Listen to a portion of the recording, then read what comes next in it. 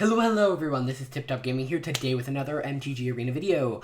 Now today I'm going to be breaking down the Brawl launch event. So as you know, for every special event, I like to go through and break it down and tell you basically what to do.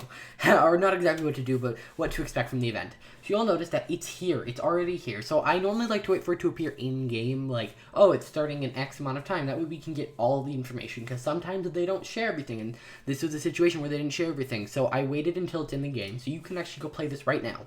So, here, unlike most of the other events, it is not free to enter. And it is not standard. It is Brawl. So, you'll notice it actually costs 200 gems or 1,000 gold. Pay the gold. Do not use gems.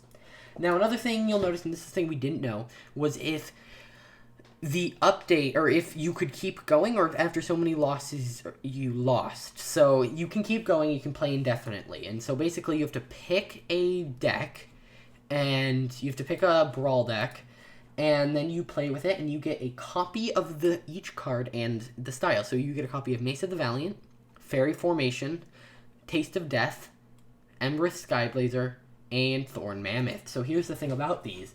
These card styles, or these cards are not found in normal boosters, and they're meant mostly for Brawl. Now, they can be used outside of Brawl, but since you're getting a copy of each of them, if your plan is to only use them in Brawl, you don't need to spend 5 rare wild cards. So, compared to the other events, where they're just styles, I recommend everyone play this event if you think you can get, even one, because think about it, you spend 1,000 coins on a pack, and what do you get? You get a rare and some, I guess you could get a mythic, which you don't have in this option, but here you also get the card style. So I think that if you think you're going to get like at least 2, you should definitely do it, because 2 rares for 1,000 coins, that's not terrible. Plus you get to play Brawl like a week early, so that's really exciting. So these are the cards again, just so you can take a look. So what I'll be playing is, I'll be probably playing a Feather Brawl deck, because it's the first one I built. I'm going to do a series of weekly Brawl events, so every Wednesday you should be able to expect a Brawl gameplay video. Now don't hold me to that, I might cancel it one Wednesday, I might have to move it to a Friday, but I'll try to at least once a week do a Brawl video, at least for the next month, because it's a new thing. And so yeah, it's pretty exciting. Last time we had a Brawl event, it was really fun, and this time we get to build our own deck, so it won't be the same thing over and over again.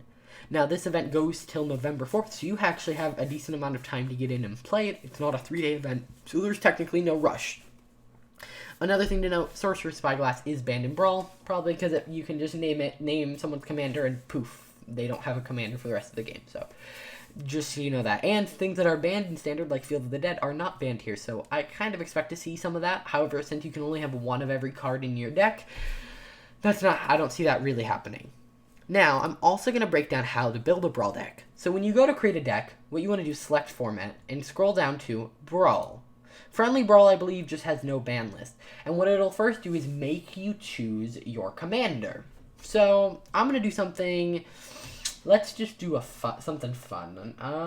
So one difference between Brawl and Commander is that Brawl, you have the option to use Planeswalkers. Now, I'm going to choose a multicolored Commander, just because those are often more fun to build. So why don't we build an Ashiok deck? So let's get a nice little style on that, and it is singleton. So I cannot have 2 Thief of Sanities. I can only have 1. Now, what I'm actually going to do is I'm going to show you a fun little deck that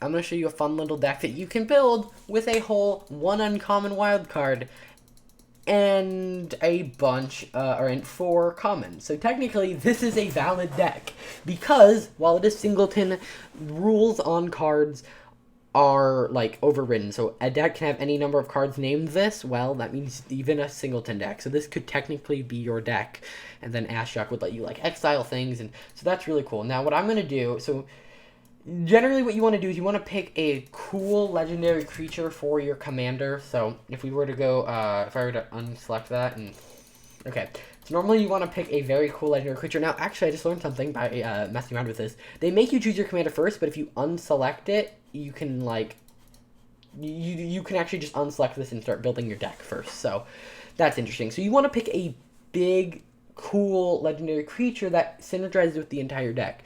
I mean, Drakuseth is a very cool creature, especially when you can resurrect him out of the graveyard, but if you can't resurrect him and he's just a big creature, that's not a great commander. Teo, he's kind of cool as a planeswalker, but he wouldn't be a good commander. An example of a good commander would be something like Gargos. Maybe not in Brawl, but in Commander this is a cool one if you're running a Hydra deck, because he synergizes with the entire deck. So things that have one-time enter the battlefield effects are also oftentimes weaker, however some enter the battlefield effects are just that powerful. For instance, in my Izzet deck, I run Niv Mizzet, because he has a constant ability. Generally, cheaper planeswalkers are better, so I expect to see a ton of Oko. I don't know how well he's going to do in Singleton, but any legendary creature works, so especially these cards here from M20, those ones are going to be pretty cool to build as commanders. Alrighty, guys. One other thing to note is if you play a black commander, you cannot have any color besides black. You cannot have any red, anything. And that includes cards that are dual colored. So Ashiok, like we looked at, he's technically black and blue. So if you have a blue commander, you can't run Ashiok. Alright, now that I've run you through the basics of Brawl, I hope you guys are excited for the event. I don't know why I just saved that. That was an empty deck. I hope you guys enjoy. I recommend playing. See you guys in the next one. Bye.